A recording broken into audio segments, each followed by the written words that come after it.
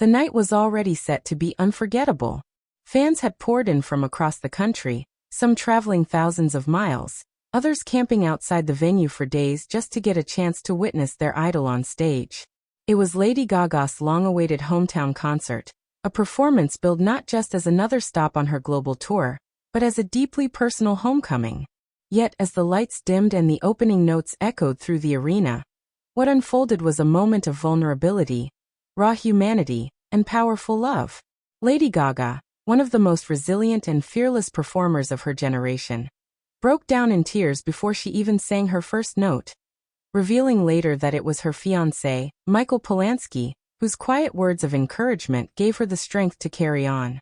The stage was bathed in a glowing red, the symbol of passion and fire.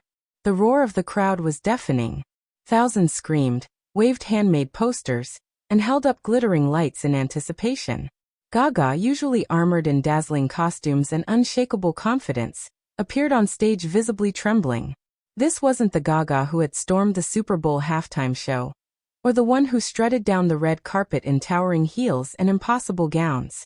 This was Stefani Germanotta, the girl from Yonkers, standing in front of her hometown audience, overwhelmed by the weight of the night.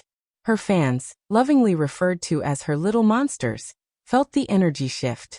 Whispers swept through the arena as the megastar, known for her resilience, paused, covering her face with her hands. Cameras zoomed in, capturing tears streaming down her cheeks, illuminated by the stage lights. For a moment, silence replaced the roar of the crowd. And then, in an almost sacred exchange, thousands began chanting her name, their voices rising like a tide to hold her up. "I almost couldn't walk out here tonight," Gaga finally confessed, her voice cracking. "It's so hard to explain. Performing here, where it all began, brings back everything, every memory, every dream, every struggle. I wanted to be perfect for you. I wanted to give you everything." What the audience didn't know, at least not until Gaga herself revealed it later, was that just minutes before taking the stage, she had nearly lost the courage to perform at all. And in that moment of doubt, it was Michael Polansky, her fiancé and quiet anchor, who gave her the strength she needed. Backstage, Gaga had paced nervously, her hands shaking, the weight of expectation pressing down on her shoulders. Friends and team members had reassured her, but it wasn't until Polansky, the tech entrepreneur who has stood by her side for years, took her hand that she began to breathe again. His pep talk wasn't dramatic or rehearsed. It was simple, heartfelt, and deeply grounding. According to Gaga, he looked into her eyes and said, "You don't have to be perfect tonight. You just have to be you. They came to see you, not a flawless version of you. They love you for your heart, your truth, your voice. And I love you for all of it." Those words struck her like lightning. In that intimate exchange, stripped of the glamour and the spectacle, Gaga remembered who she was. Not just a global icon, but a human being with fears, dreams, and a family who loved her.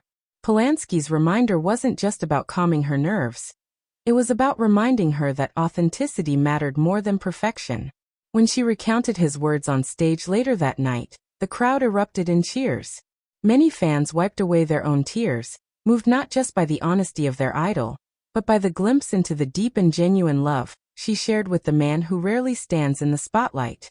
"This is the man who makes me brave," Gaga declared to the audience, her voice steadying as she placed her hand on her chest. "Tonight I dedicate every song to him, to my family, and to all of you, because you've all been my strength." From that moment, the performance transformed. The trembling was replaced with fire. The tears became fuel. Gaga launched into her setlist with renewed force, hitting every note with passion that felt magnified by her earlier vulnerability. Songs like Shallow and Born This Way took on deeper resonance. Fans sang back to her louder than ever, as if determined to remind her that she was never alone. But it was during a stripped-down piano performance of Million Reasons that the emotional arc of the evening reached its peak. Sitting at the grand piano, bathed in soft blue light, Gaga once again allowed her vulnerability to flow. She paused mid-song, looked up at the crowd and whispered, "Michael, this one's for you." The arena erupted in applause. As she finished the ballad, tears once again streamed down her face, but this time, they were tears of gratitude, not fear. What made the night so unforgettable wasn't just the music, but the story woven around it. For years, Gaga has been celebrated for her theatricality, her elaborate costumes, and her daring artistic choices. But here in her hometown, she revealed something even more powerful: her humanity. She reminded her fans that even the strongest among us have moments of doubt, and that love, quiet, steady, unwavering love, can be the anchor that keeps us grounded. Backstage after the show, insiders described a scene of celebration and relief. Gaga was embraced by her family, her team, and most tenderly by Polansky. Those close to the couple have often said that his presence in her life has brought her a sense of peace and stability she had long searched for. And on this night, in front of thousands, she made it clear that his influence extends far beyond private moments. It shapes the way she shows up for the world. The story of Gaga's tears and Polansky's pep talk quickly spread beyond the arena. Social media lit up with clips of her emotional speech, hashtags celebrating the couple trending worldwide within hours. Fans praised not just her honesty, but the authenticity of their love story. "That's not just a pop star, that's a human being," one fan tweeted. Another wrote, "Michael Polansky may be the most supportive partner ever. Lady Gaga deserves every bit of that love." Critics, too, noted the significance of the moment.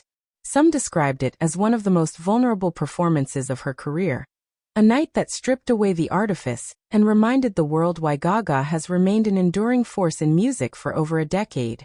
Her tears, they said, weren't a sign of weakness, they were proof of courage.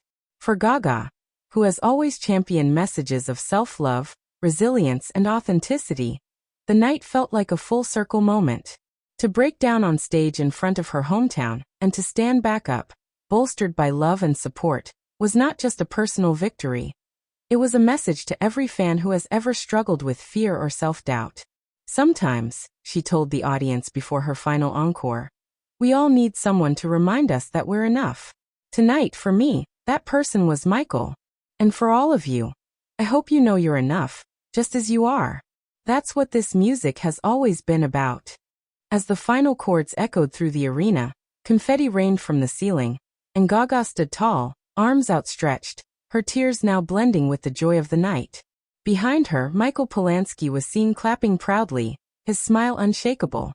It was not just a concert, but a testament to love, vulnerability, and the power of a few simple words spoken at the right moment.